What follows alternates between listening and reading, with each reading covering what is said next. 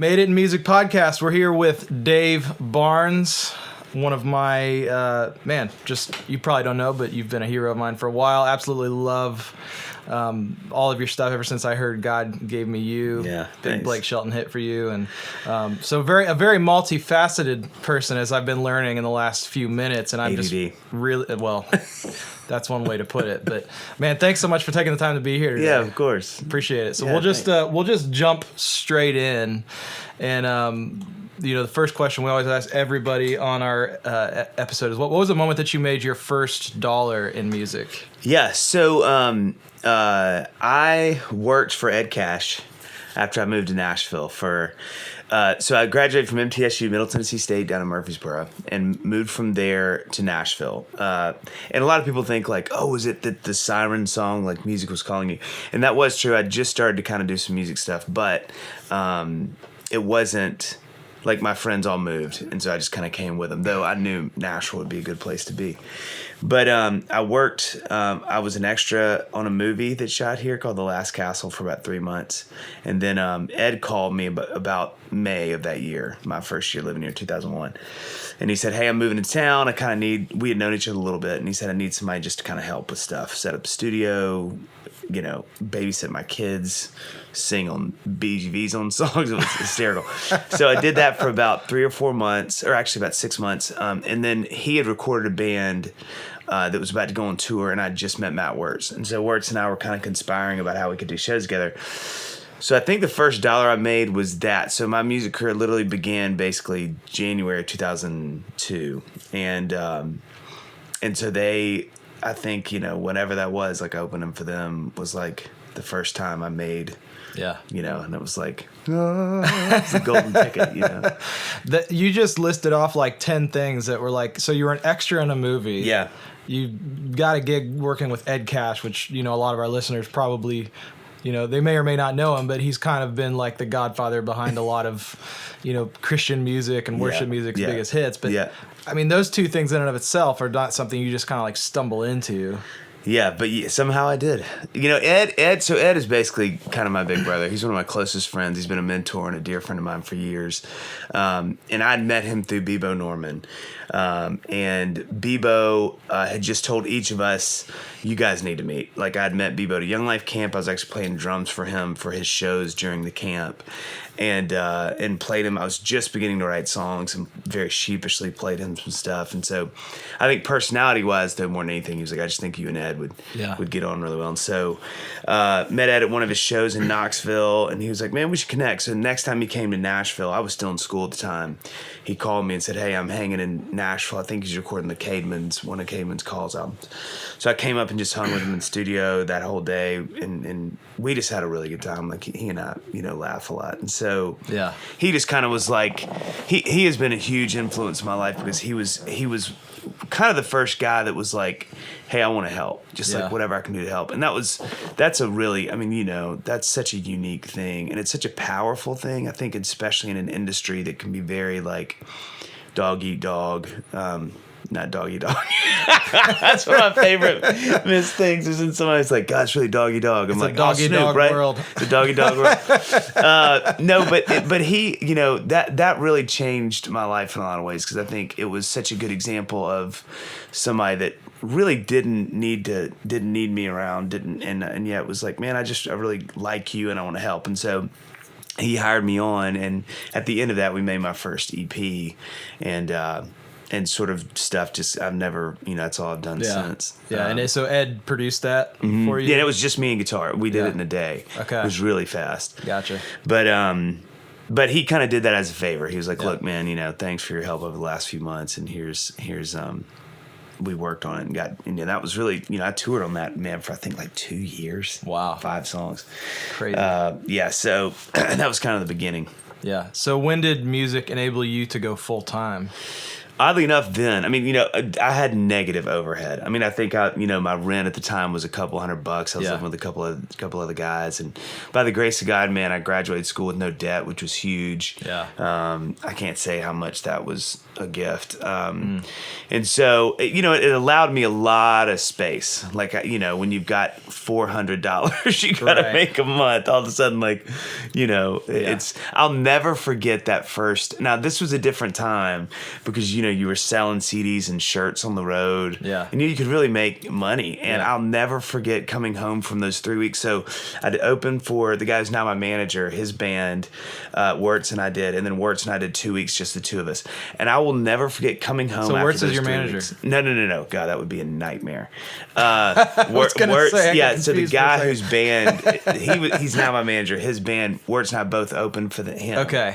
And then we broke off into 2 weeks. So I came back after 3 weeks of being gone, and I'll never forget laying the cash out. And it was like, I don't know, $2,000. It wasn't like it was like, $100 grand. Pictures with it. You're like trying to dive into it like Scrooge, which would have killed him, by the way. Nobody talks about that. Yeah, it would have. But I just remember thinking like, this is so much money, even though it was good, but it was just like, oh my God, this could work. Yeah. But again, I just had no overhead. I was living on ramen noodles and like cardboard. So and probably loving it, right? And loving it. It was the best, So thankfully, it didn't take a lot, and I was able to do it in a way that again, I didn't have a wife, I didn't have kids, I didn't have like anything else having to pay. And I guess at the time, Instagram didn't exist, right? No. So you're not.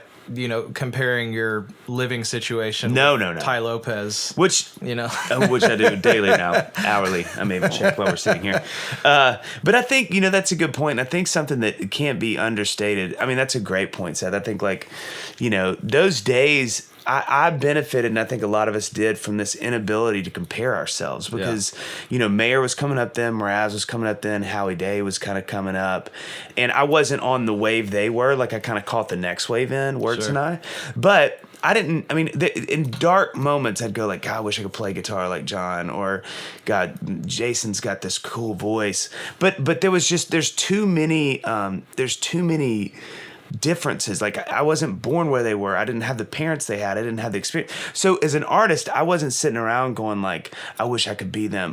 That was inspiration. It was like, man, I love these songs and I love what John's doing. How can that affect what I'm doing? Where these days there's so many more points for comparison. And I think it's really dangerous.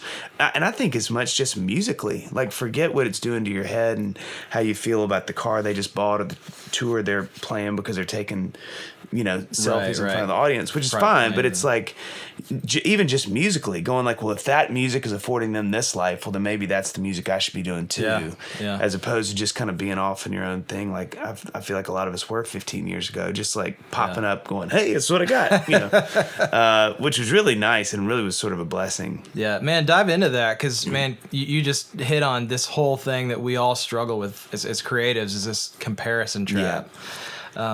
How do you deal with that? I mean, because obviously social media is probably, imagine, a part of what you do now. And do you just not look at it and care? Like, what are some strategies?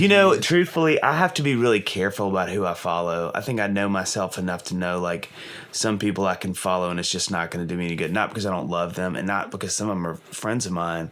But just because I know that if I see that picture, I'm going to go like, oh, they didn't want to write with me, huh? And I start spiraling, and I may cry now. But, it helps me. I just think knowing myself and knowing, like, what's good for me to see, what's good for me not to see, what's, how can I celebrate my friends in spite of sometimes really struggling with my inadequacies compared to what feels like their adequacies. Sure. I think that's a lot of what this record is about, oddly enough. So the record just came out. It's called Who Knew It Would Be So Hard to Be Myself. And that's literally what it's about. I mean, there's songs that are, when I started doing this co-writing thing, especially, which, you've done so well with, it really rocked me, because I went from a career as an artist that was successful in its version of success, which obviously was not like huge. It wasn't small. It was just right for me. Sure. And has been just right. To there was no fixed success. Yeah. You know what I mean? Like, as an artist, for me, I just thought, like, I was so blessed because everything just felt like, oh, that's awesome. And I didn't have these aspirations where I was like, if I don't play this room by this time or sell this many records or have a single, I was just kind of always glad to be there.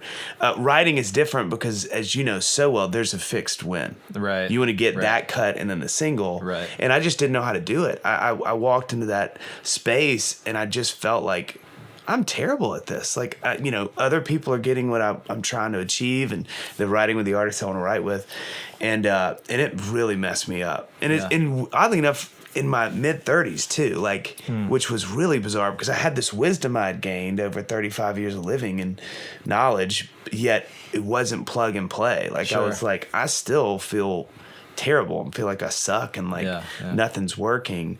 And so that record is this record is the most vulnerable I've ever been because I was like, I got to talk about this. Like, there's a song called Chasing Dreams, and that's what it's about. It's just like, what do you do when stuff's not working like you want it to?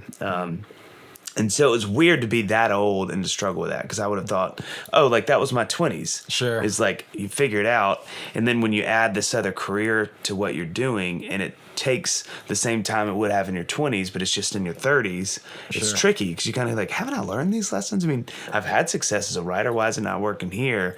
And then realizing like, because it just doesn't, it's a new thing. You're 18 again, Well, I want to hear more about that. And I'm excited about your new record.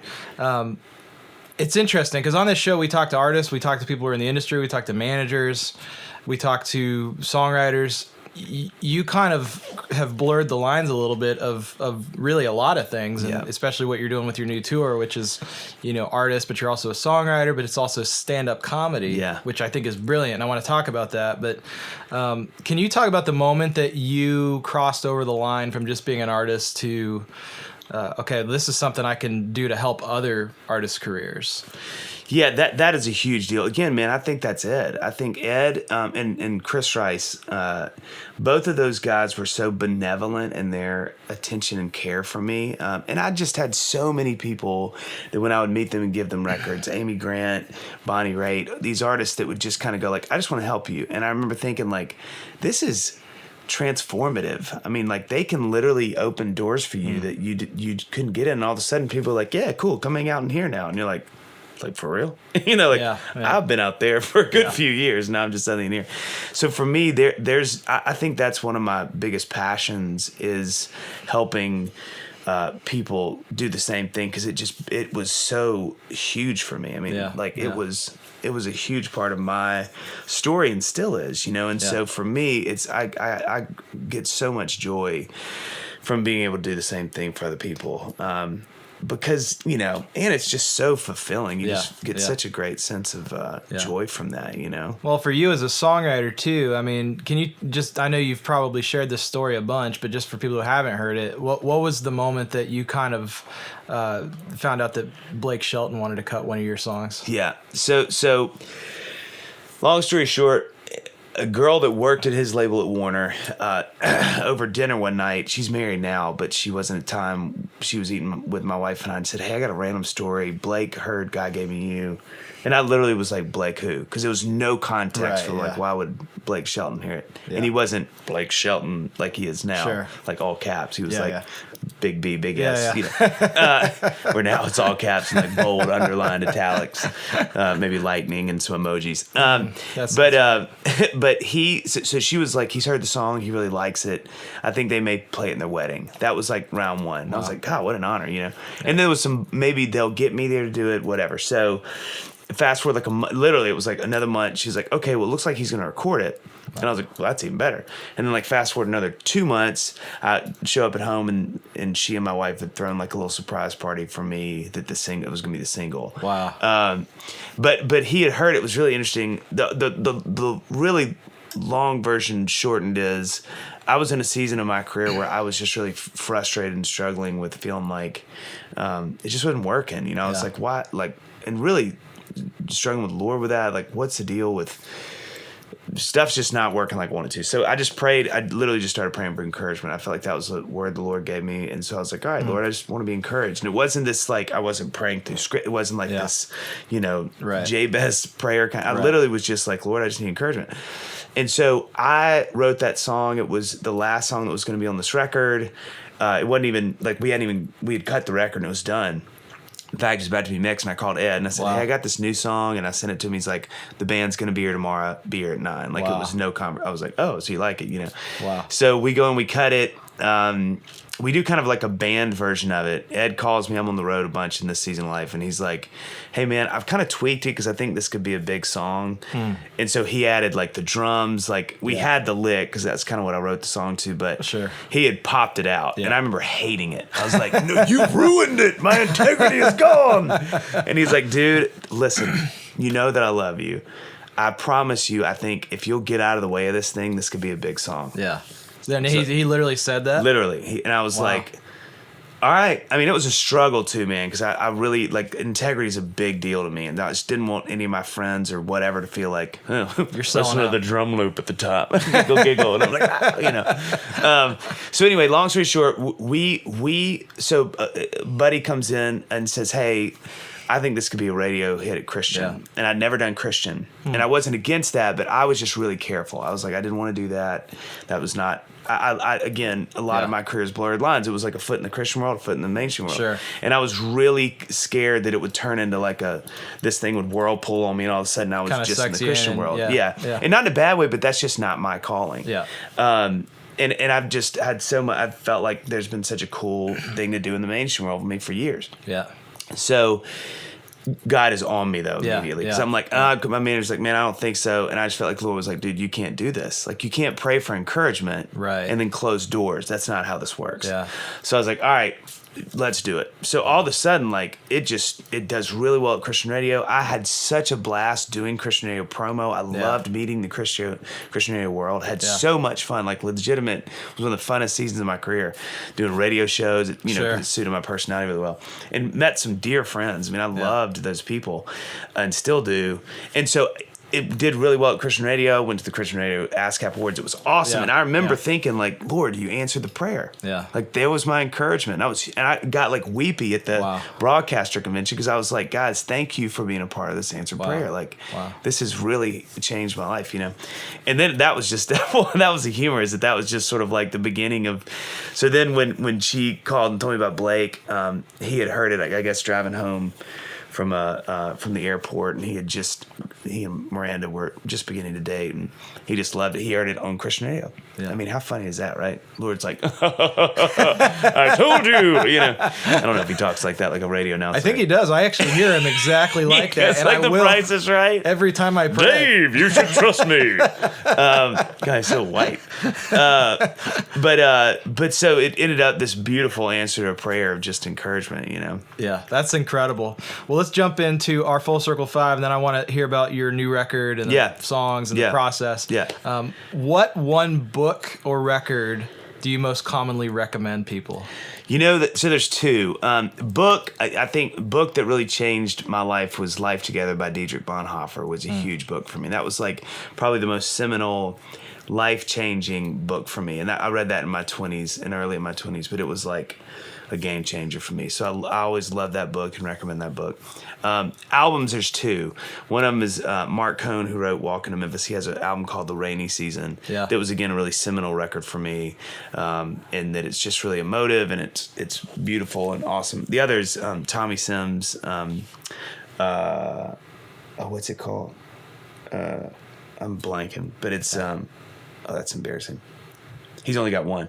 So if you Google it, you'll find it. But Tommy wrote, Change the World and all these amazing, and he's a phenomenal bass player and multi-instrumentalist, but he made one record for Peace and Love. Yeah. Tommy Sims Peace and Love. But he made one record for Universal, spent like $5 bajillion on it, which tanked the whole thing, of course. Sure. But it came out in the early 2000s, and it's just, to me, one of the most like gorgeous. It's the culmination of so much what I love about music. It's got cool rock and roll stuff. It's got really vulnerable stuff. It grooves. Yeah. it's he and Needham on most of it, and it just feels like it'll just break your neck, I love it, man. Check it out. Second question. Failure only turns into a lesson if it changes the way that you view or changes your perspective. Right.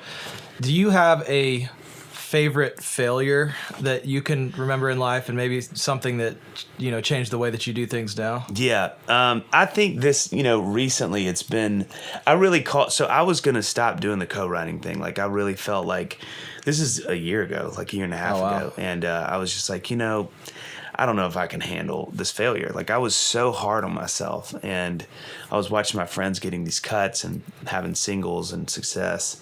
And I was like huffing and puffing, I was like doing, and I was like, all right, I think I'm done. I can't. And I was just like so miserable. And my wife even was like, I'm worrying about you. Like, you are really being hard on yourself. So I was, January of last year, I was like, I think I'm done. Wow. And my publisher called, and he was like, look, man, we can let you out of this if you want to. I really would love for you to do another year here. Like, I feel like good things are on the horizon. And I was like, man, let me think about it. And I kind of died a bunch of deaths in that month. I sort of let all those things, like, okay, what if I never have a country single? What if I never get another country cut? What does that mean about me? What's that mean about the Lord and I? What's that mean about all these things? And I think I finally was like, it's okay. Like, I tried hard. And then oddly enough, because God is this way in my life sometimes, I got a call from Thomas Rhett a couple months later, and he was like, hey, man, congrats.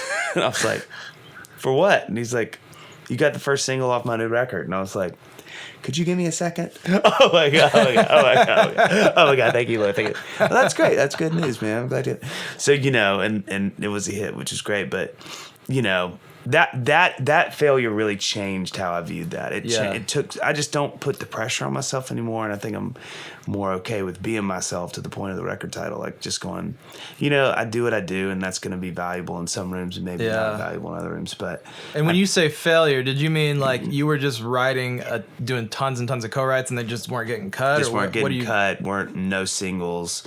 Meanwhile, and I think this is the tricky part of that season, is a lot of my contemporaries are my age.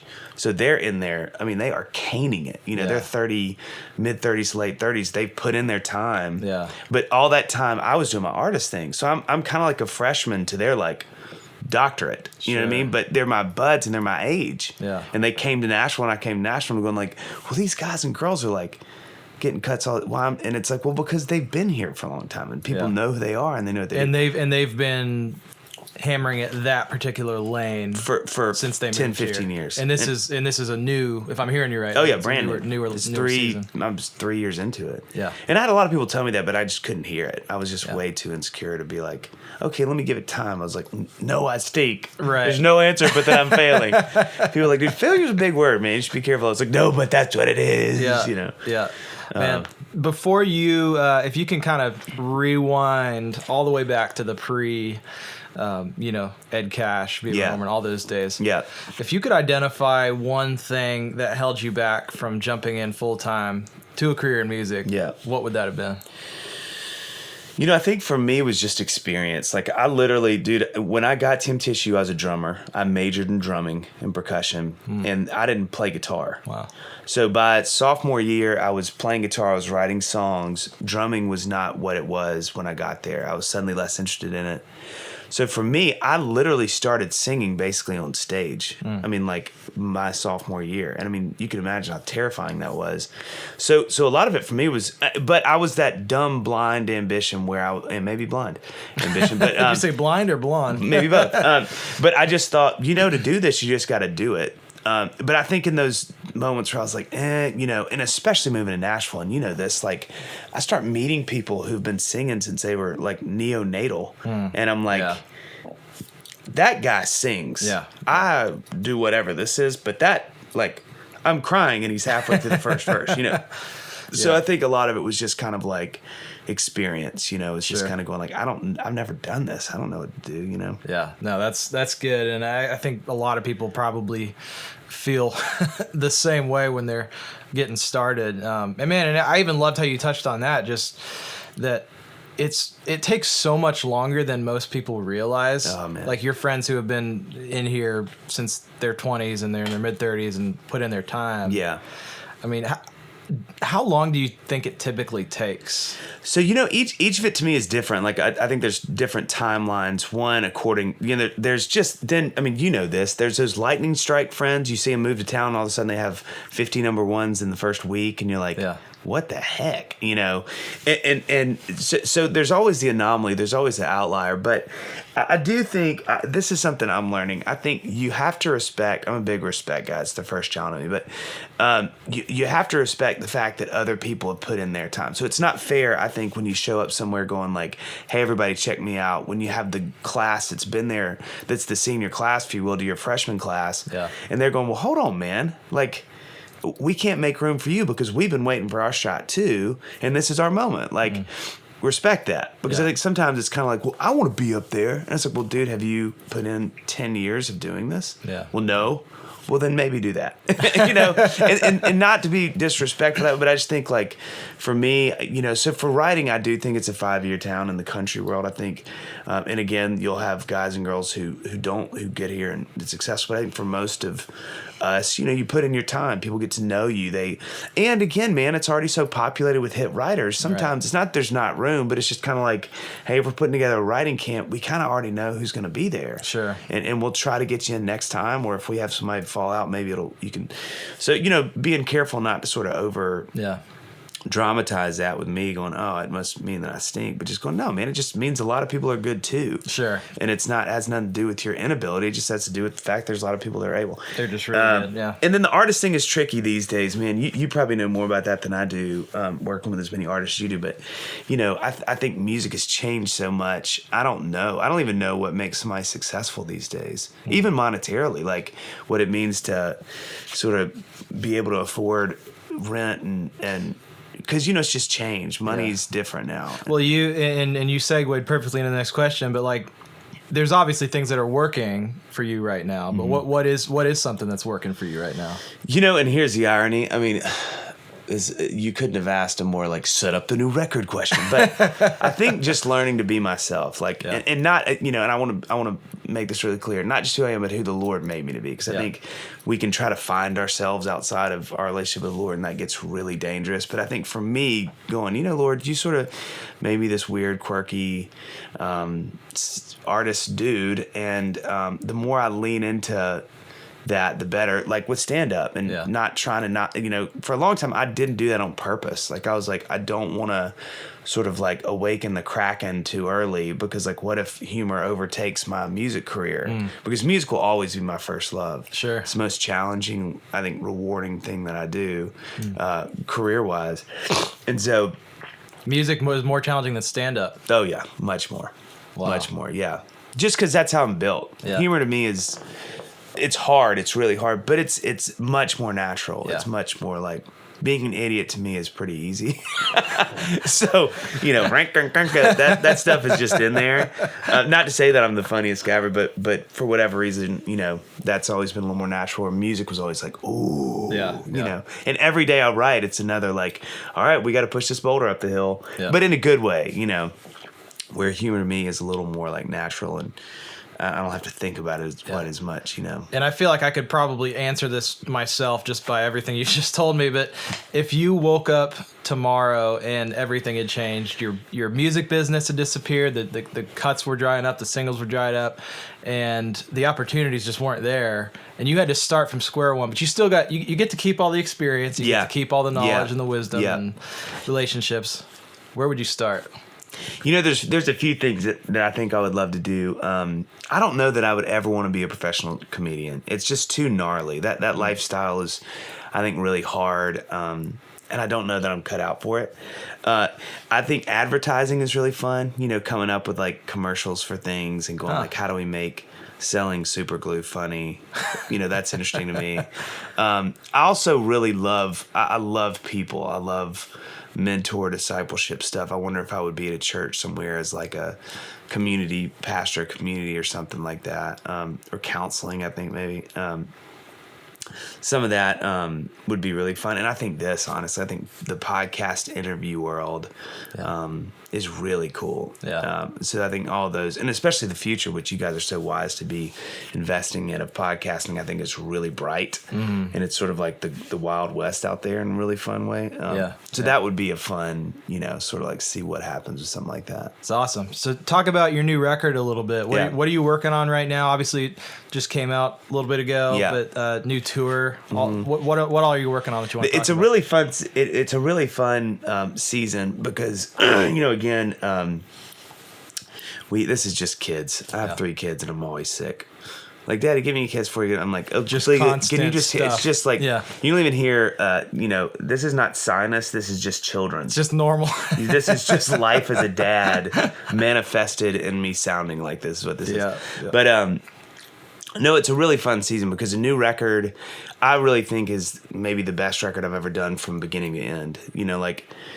So Ed and I started. Ed had to kind of bow out because of some family stuff early on. So I ended up producing the record pretty much on my own, which was a real challenge. But as you know really well, it was also really fun because I have a studio in my backyard and I could sort of dip out for 2 hours and really get this guitar stuff right. And then where I'd never been able to do that before. So I think it's the most paid attention to record I've ever done. Like I've really cared about this one. And I'm super proud of it. I think the songs are great. Like I don't have any of those like just skip track 6. Hey, go track 7. Woo! Like I'm really proud of it because I just spent a lot of time on it. So that's fun. And I think too, like I'm terrified of not being relevant as an artist. Like that's the thing.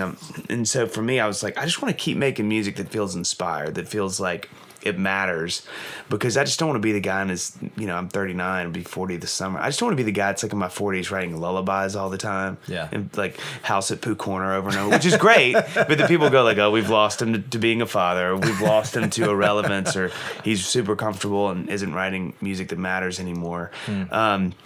So I think that's fun. I think the other part too is like, we are leaning a lot more into the comedy part of my sort of brand, if you will. And so the tour, like we talked about a little bit, is going to be music and then break, stand up, break, and then some more music. And so it's a really fun season. It feels like, I'm sort of beginning a new chapter of my career, which I really like, because we're really sort of opening it up to a lot more possibilities and how it looks, and leaning a little more into who I am and less of what I do, which I think is kind of terrifying, but I think is eventually hopefully going to be more effective and productive, because, hopefully I can always be who I am to some version, so that if people are like, well, we'd like to have you come in and do some stand-up, and it's like, great, I'll go do that. And then we want to have you and the band come in and do some shows. Like, cool, let's see what, so it's really fun. It feels like the little, what happens next? So people can hear about tour dates and everything on your website, I'm assuming. Where do people find out about you? So DaveBarnes.com, and then all the social media stuff is Dave Barnes Music. All right. Yeah. Well, Dave, this has been an absolute blast. Yes. Thanks so much. Yeah. I'm Seth Mosley. This has been the Made It in Music podcast. We're here at the Full Circle Music Studios, and we've been here with Dave Barnes. Again, go to davebarnes.com and check out his tour dates and his new record.